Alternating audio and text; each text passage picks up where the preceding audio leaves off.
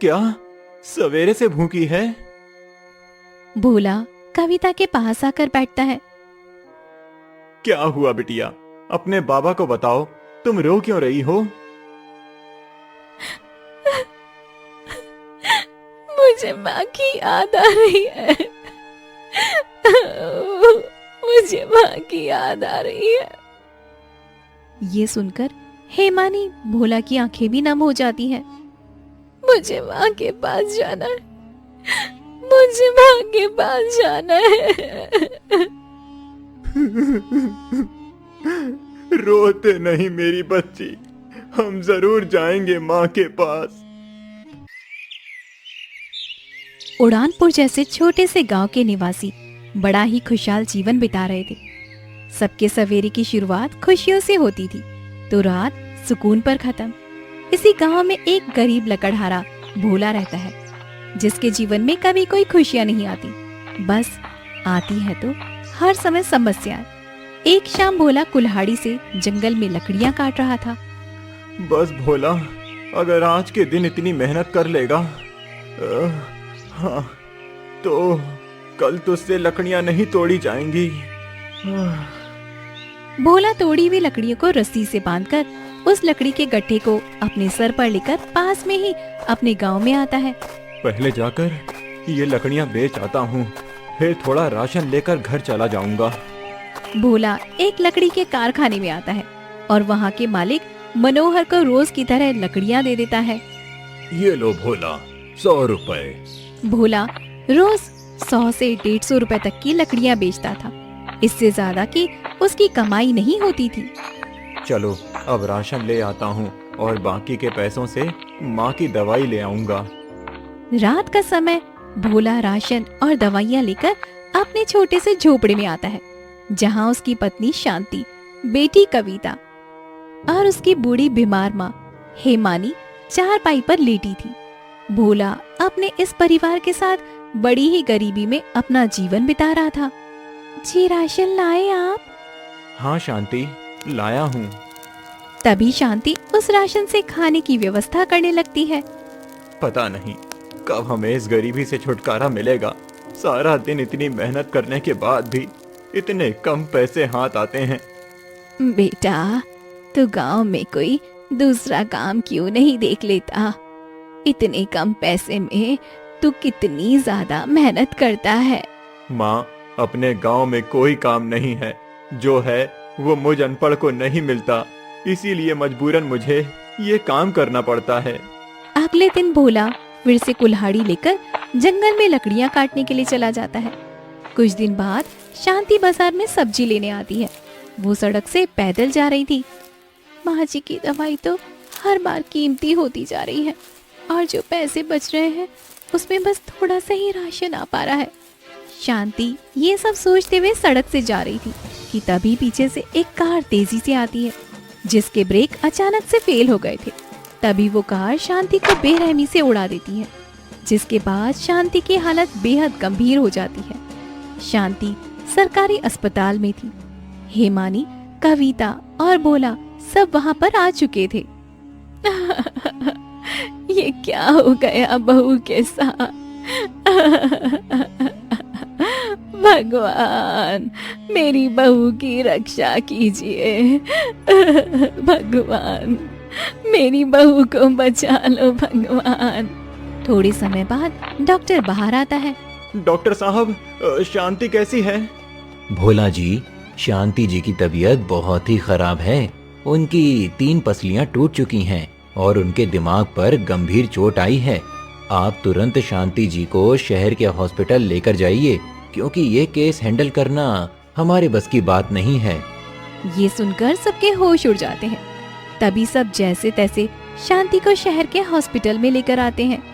भोला, तुरंत 40,000 रुपए हॉस्पिटल में जमा करवा दीजिए, हमें अर्जेंट बाहर से मेडिसिन मंगवानी है। क्या? अब 40,000 रुपए कहाँ से लाऊं मैं? बेटा भोला, बहू की जान खतरे में है। तू कैसे भी करके पैसों की व्यवस्था जल्दी कर, मेरी बेटी को बचा ले। तभी भोला गांव आता है। अब कहाँ से लाऊं मैं पैसे? मेरे पास तो पैसे ही नहीं हैं। भगवान जी, मुझ गरीब की सहायता कीजिए।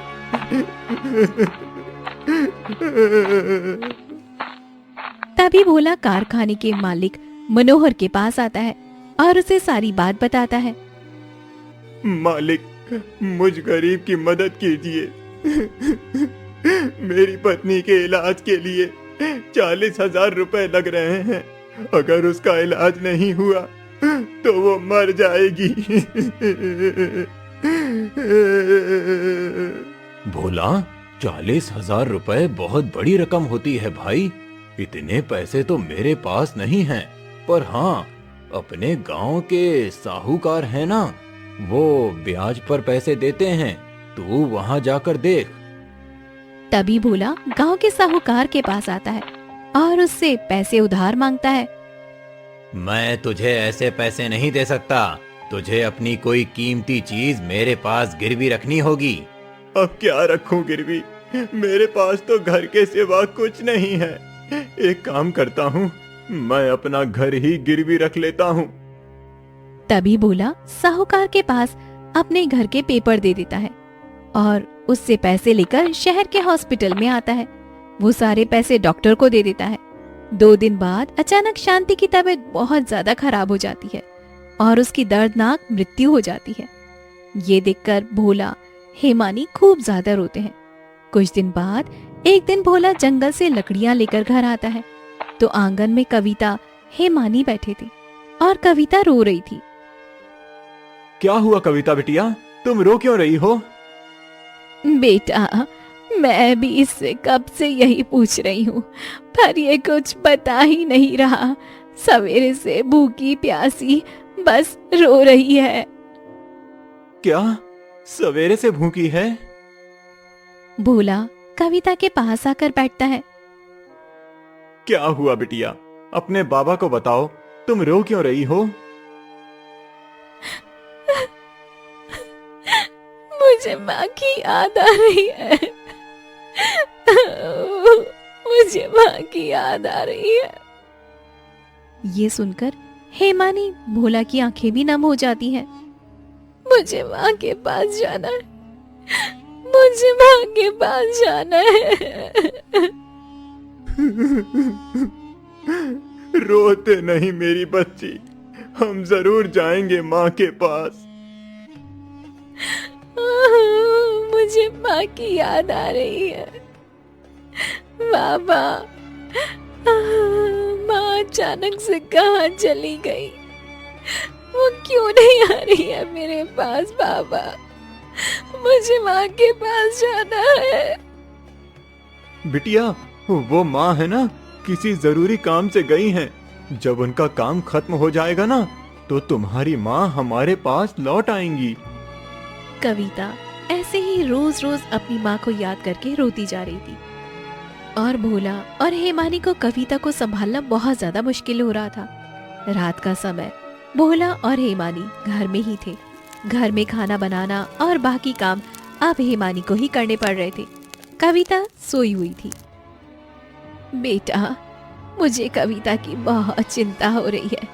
ये बहुत छोटी है। अगर इसने अपनी माँ को लेकर दिमाग पर कोई गहरा सदमा ले लिया तो क्या करूं माँ? कविता की चिंता मुझे परेशान कर रही है। अब मैं कैसे इसे इसकी माँ से मिलवाऊं? बेटा, अब तो एक ही रास्ता है। तू दूसरा ब्याह कर ले, क्योंकि कविता को एक माँ का प्यार बहुत जरूरी है बेटा। ये क्या बोल रही हो आप माँ? मैं सही कह रही हूँ बेटा। अपनी बच्ची के खातिर दूसरा विवाह करना ही ठीक रहेगा, वरना आगे चलकर परिस्थिति इतनी खराब हो जाएगी कि हमें कविता को संभालना मुश्किल हो जाएगा। हम उसे संभाल नहीं पाएंगे। भोला भी इस बात को लेकर परेशान होने लगता है। कुछ दिन बाद भोला मानवी नाम की एक गरीब अनाथ लड़की से शादी कर लेता है। शादी के दूसरे दिन, ये मेरी माँ नहीं है। मेरी माँ कहाँ है बाबा? बिटिया, ये तुम्हारी माँ ही है। वो तुम्हारी माँ के चेहरे पर चोट आई थी ना, तो इसका चेहरा बदल गया है। हाँ बिटिया, मैं ही तुम्हारी माँ हूँ। अच्छा माँ, आप कहाँ चले गए थे? मैं आपको कब से याद कर रही थी। बिटिया, मैं एक जरूरी काम से बाहर गई थी। अब कविता मानवी को अपनी माँ समझने लगती है, जिसके बाद मानवी कविता को खूब प्यार देने लगी और कविता भी मानवी के साथ काफी ज्यादा खुश रहने लगी। एक दिन दोपहर में भोला जंगल में लकड़ियां काट रहा था। माँ को घर के काम से भी छुटकारा मिल गया और कविता को माँ का प्यार भी मिल रहा है। अब ये दोनों समस्या तो खत्म हो गई। अब बचा है तो बस साहूकार का कर्ज। मुझे जल्दी से जल्दी उनका कर्ज लौटाकर अपना घर उनके पास से छुड़वाना होगा। तभी भोला शाम तक कई सारी लकड़ियां तोड़ लेता है और उन सारी लकड़ियों को आज भी मनोहर को 150 रुपए में बेच देता है। करीब 1 महीने बाद एक शाम भोला घर के आंगन में बैठा था। अब तक तो केवल 2,000 रुपए जमा कर पाया हूँ। अब मैं साहूकार को पैसे कहाँ से दूंगा? उतने में वहाँ पर साहूकार आ जाता है। और भोला, मेरा पैसा लौटाने का इरादा है कि नहीं? 2 महीने हो गए और अब तक तूने एक पैसा नहीं दिया मुझे। मालिक, मेरे पास बड़ी मुश्किल से 2,000 रुपए जमा हो पाए हैं। आप अभी के लिए इतने पैसे ले लीजिए ना, मैं बाद में धीरे धीरे करके दे दूंगा आपका पैसा। ये क्या पागल समझ रखा है क्या मुझे? 2 महीने का ब्याज ही 2,000 रुपए हो चुका है। चल भाई, मेरे सारे पैसे अभी निकाल। मालिक, कहाँ से ला कर दूं अभी आपको इतने सारे पैसे? तूने घर गिरवी रखकर मुझसे पैसे लिए थे ना? चल ये घर खाली कर, अब ये घर मेरा हो चुका है।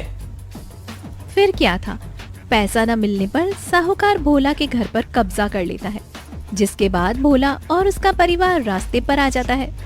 जी, अब हम कहाँ रहेंगे जी? हमारे पास तो अब घर ही नहीं रहा। ऐसा क्यों हो रहा है? हम गरीबों के साथ भगवान ऐसा क्यों कर रहा है? एक के बाद एक हम पर परेशानियां आती जा रही है। तभी सब एक खुले मैदान में आकर बैठ जाते हैं। इस समय गांव में हमें कोई घर भी किराए से नहीं देगा। जी, जब तक हमारे पास किराए का घर लेने के लिए पैसे नहीं जमा हो जाते, हम लकड़ियों का एक छोटा सा झोपड़ा बना लेते हैं जी। हाँ मानवी, मैं भी वही सोच रहा हूँ। मैं जंगल से कुछ लकड़ियाँ लाता हूँ, हम यहीं एक लकड़ियों का झोपड़ा बना लेते हैं।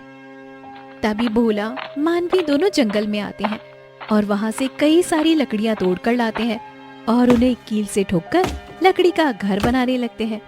अब 3 दिन की कड़ी मेहनत के बाद में भोला और सब लोग मिलकर लकड़ियों का एक छोटा सा झोपड़ा बना लेते हैं, जिसमें मानवी ने मिट्टी का चूल्हा और मिट्टी के कुछ बर्तन बनाए थे और भोला कुछ पुराने बर्तन खरीद कर ले आया था। एक दिन सवेरे भोला जंगल में लकड़ियाँ काट रहा था। अब तो हमारे ऊपर परेशानियां और भी ज्यादा बढ़ चुकी हैं। अब तो मुझे पहले से भी ज्यादा लकड़ियां तोड़कर ले जाना होगा ताकि माँ की दवाइयाँ और राशन दोनों अच्छे से आ सकें। भोला रोज के मुकाबले आज रात तक कई लकड़ियाँ तोड़ कर लाता है और उन लकड़ियों को मनोहर को बेच देता है। आज लकड़ियाँ 200 रुपए की बिकी थी। क्या बात है भोला, आज तो तू काफी ज्यादा लकड़ियां लेकर आया है। जी मालिक, मुझे पैसों की जरूरत है, इसीलिए। तभी भोला उन पैसों में से 120 रुपए की हेमानी की दवाई लेकर आता है और बाकी पैसों का राशन लेकर आता है। ये क्या जी, इतना कम राशन? इसमें तो बस एक ही समय का खाना बन पाएगा। अब कल दोपहर में क्या खाएंगे जी? पहले माँ की दवाइयाँ 60 रुपए में आ जाती थीं, पर अब दवाइयों के दाम बढ़ चुके हैं। अब 120 रुपए में आ रही हैं माँ की दवाइयाँ। बेटा, क्यों तू इतनी कीमती दवाइयाँ लेकर आता है? अब मुझे दवाइयाँ नहीं खानी है बेटा। नहीं माँ, आपको रोज दवाइयाँ लेना जरूरी हैं। डॉक्टर ने कहा था अगर आप एक भी दिन दवाई नहीं लोगी ना तो आपकी तबीयत बहुत ज्यादा खराब हो जाएगी। हेमानी को एक खतरनाक बीमारी थी, जिसके चलते उसे रोज दवाई लेना पड़ता था। अब कुछ दिन यूं ही बीतने लगे। भोला रोज 200 रुपए की लकड़ियां तोड़कर लाने लगा और सब एक समय भूखे रहकर अपना जीवन बिताने लगे। एक दिन सवेरे भोला कुल्हाड़ी लेकर जंगल में चला जाता है और घर के आंगन में मानवी कपड़े धो रही थी। पता नहीं माँ जी की बीमारी कब खत्म होगी। माँ जी की दवाई के चक्कर में हमारा कितना पैसा बर्बाद होता जा रहा है और हमें रोज एक समय भूखा रहना पड़ता है। काश कि हमारे साथ माँ जी ही ना होते तो आज हमें कभी भी इतनी परेशानी ना देखनी पड़ती। मानवी कपड़े धोने लग जाती है। थोड़े समय के बाद, अगर माँ जी हमारे जीवन से हमेशा के लिए चली जाए तो हमें ये परेशानी कभी नहीं होगी। एक काम करती हूँ, मैं माँ जी को रास्ते से ही हटा देती हूँ। वैसे भी उनकी सेवा करने में अब मुझे बहुत ज्यादा तकलीफ हो रही है। थोड़े समय बाद मानवी घर में आती है। बहू, बहू मेरी दवाई दे दे, आज बहुत ज्यादा तकलीफ हो रही है। एक काम करती हूँ, मैं माँ जी को दवाई में जहर मिलाकर दे देती हूँ। थोड़े समय बाद मानवी हेमानी की दवाई लेकर बाहर आती है और उसमें जहर मिला देती है। अब माँ जी ये जहर मिली हुई दवाई पिएगी और फिर हमेशा के लिए उसका खेल खत्म हो जाएगा। अब ये बात पीछे खड़ी कविता सुन लेती है। तभी मानवी घर के अंदर चली जाती है। क्या माँ दादी को जहर दे रही है? नहीं नहीं, ऐसा नहीं हो सकता। कविता दौड़ते हुए अंदर आती है तो तब तक मानवी हेमानी को दवाई दे चुकी थी और हेमानी ने वो दवाई पी ली थी। दादी, दादी आपने दवाई पी ली दादी? हाँ बिटिया, मैंने दवाई पी ली। क्या दादी? दादी, दादी माँ ने उस दवाई में जहर मिलाया था। ये सुनकर हेमानी के होश उड़ जाते हैं। क्या क्या? अरे, इसे कैसे पता चला कि मैंने दवाई में जहर मिलाया था? बहू, बहू ये कविता क्या बोल रही है बहू? अरे माँ जी, आप भी कहाँ इनकी बातों पर ध्यान दे रहे हो? मैं भला आपको जहर क्यों दूंगी? पागल लड़की, हाँ, कुछ भी मजाक करती रहती है। ऐसे थोड़ा होता है दादी। तभी अचानक हेमानी के सीने में तेज दर्द होने लगता है।